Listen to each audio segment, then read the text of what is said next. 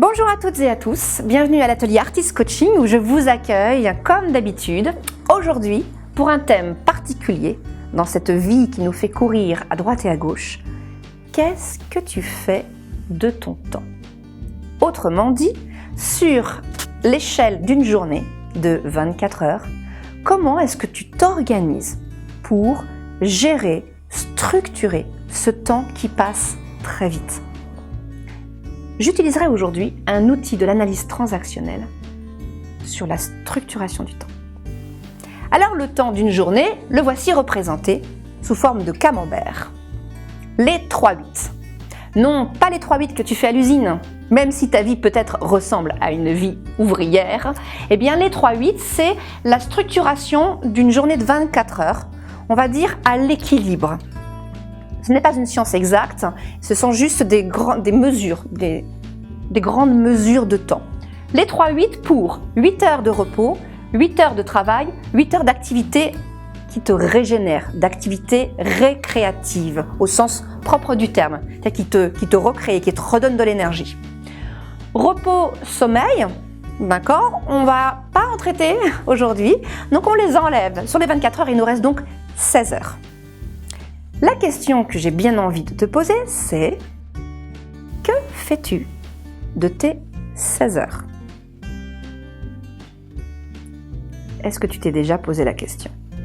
Alors, je vais te transmettre un outil qui va te permettre d'approfondir l'analyse de ton temps pour que tu sois davantage acteur de ce temps qui passe si vite. Que fais-tu de ton temps? Plusieurs possibilités pour occuper son temps. Du haut de la pyramide au bas de la pyramide, c'est-à-dire de possibilités de passer son temps en recevant pas beaucoup de signes de reconnaissance, jusqu'à des possibilités de passer son temps en récoltant beaucoup de signes de reconnaissance. Et je te rappelle que la reconnaissance dans la vie, c'est le moteur de l'être humain. Première possibilité de passer ton temps, c'est dans le retrait, c'est-à-dire tu rentres du travail après une journée fatigante, en énergie basse, tu vas éprouver le besoin de t'installer sur ton fauteuil, sur ton canapé, t'isoler un peu du monde à travers une lecture, un jeu sur la tablette, que sais-je. En tout cas, tu es en mode retrait. À ce moment-là, tu reçois très peu de signes de reconnaissance puisque c'est une activité de solitude, le retrait. Le retrait, c'est positif, bien sûr, quand tu as besoin de récupérer de l'énergie, de te recentrer sur toi-même. Si dans ta vie, tu te rends compte que régulièrement, tu es en retrait, et tu le verras par exemple lorsqu'il y a une assemblée de collègues, lorsqu'il y a une réunion, lorsqu'il y a une fête entre amis. Quelle est ta place? Comment est-ce que tu occupes ton temps? Plutôt à siroter un verre et à observer en mode retrait? Est-ce qu'en réunion tu prends ta place en posant des questions, en y répondant quand on t'interroge? Ou est-ce que tu vas préférer te planquer au dernier rang? Le mode retrait, première façon de passer son temps. Deuxième façon, les rituels. Bonjour Antoine, comment ça va? Ouais, ça va. Bonjour Madame Dupont, alors, tout va bien depuis la dernière fois? Les rituels sont des façons de structurer le temps à travers des formules qui sont un lien du quotidien, mais qui engagent très peu en termes de contenu. C'est peu profond, on reste sur une relation superficielle. Le rituel peut être positif, il permet de garder des liens de bon voisinage par exemple, des liens de bonne entente au travail, en interpellant ses collègues les matins, en leur disant bonjour, ça va. Ce sont des formules de courtoisie qui sont le liant des êtres humains entre eux, mais qui engagent peu et au cours desquels on obtient des signes de reconnaissance, mais qui ne sont pas d'une grande intensité. Si dans ta vie, tu te rends compte qu'au niveau de la gestion de ton temps, tu passes beaucoup de temps dans les rituels. Salut, ça va? Oui, ça va. Alors, tu sais, peut-être que tu es sur une pente qui ne te permet pas d'obtenir de la reconnaissance positive, en tout cas pas en quantité suffisante.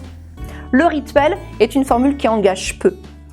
Le passe-temps, c'est du rituel, mais un petit peu plus approfondi. Par exemple, tu peux parler pendant des heures et des heures de politique.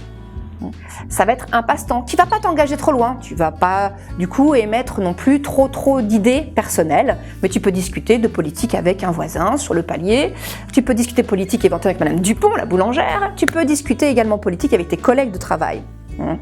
C'est ce qu'on appelle du passe-temps, comme tu pourrais discuter de la météo. Tiens, il fait bon depuis la dernière fois, hein, cette vague de froid qui nous est tombée dessus. Oh oui, m'en parlez pas, le jardin gelé, ou bien au travail.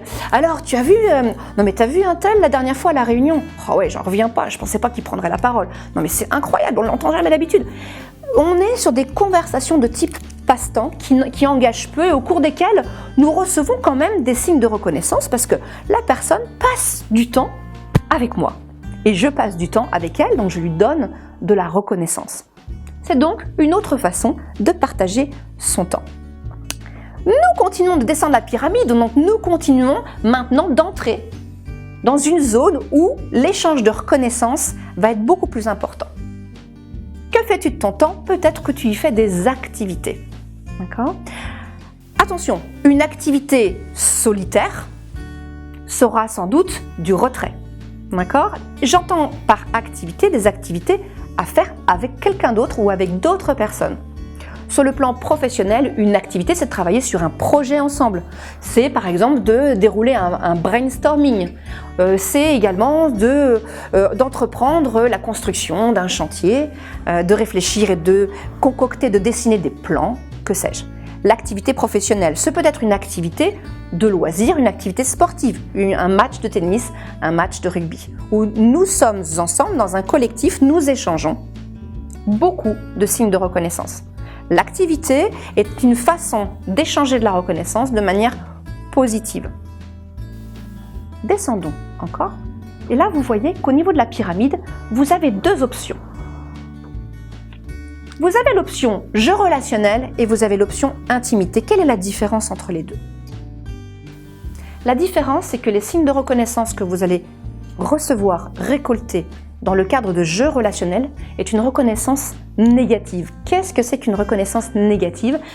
Il va y avoir de l'interaction dans les jeux relationnels, mais cette interaction va se faire au détriment de la relation. Alors que dans un espace, dans une relation d'intimité avec une ou plusieurs personnes, il va y avoir de l'interaction, il va y avoir de l'échange de reconnaissance et cet échange, cette interaction sera au service de la relation. Elle va nourrir la relation. Autrement dit, dans ces deux options, tu peux t'apercevoir que la reconnaissance, elle est très très forte. Ici, en termes de jeu relationnel, tu peux visionner à nouveau la vidéo sur le triangle dramatique. Ces fameux jeux relationnels qui mettent ensemble trois rôles, victime, persécuteur, sauveur. Des disputes, des chamailleries, des mensonges, des cachotteries, de la manipulation en entreprise vont être de l'ordre des jeux relationnels. Il va y avoir beaucoup d'échanges de reconnaissance, mais au sens négatif du terme. L'alternative, c'est l'intimité. L'intimité, c'est construire, nourrir, développer une relation de sincérité, d'authenticité avec une ou plusieurs personnes. C'est au sein de l'entreprise, un manager qui va être proche de ses équipes, qui va leur laisser un espace de parole, qui va être dans une écoute active, qui va utiliser des outils de management participatif et qui va nouer ainsi une relation d'intimité avec les membres de son comité de direction, les membres de son équipe.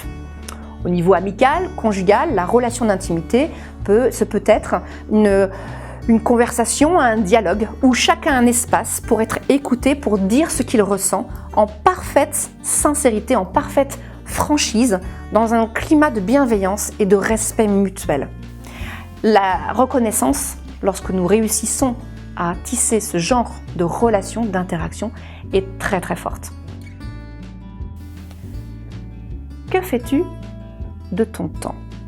Je t'invite maintenant, grâce à cet outil, à scanner, si je peux m'exprimer comme ça, le profil d'une ou de plusieurs journées dans ton agenda et de voir comment tu organises la distribution de ton temps.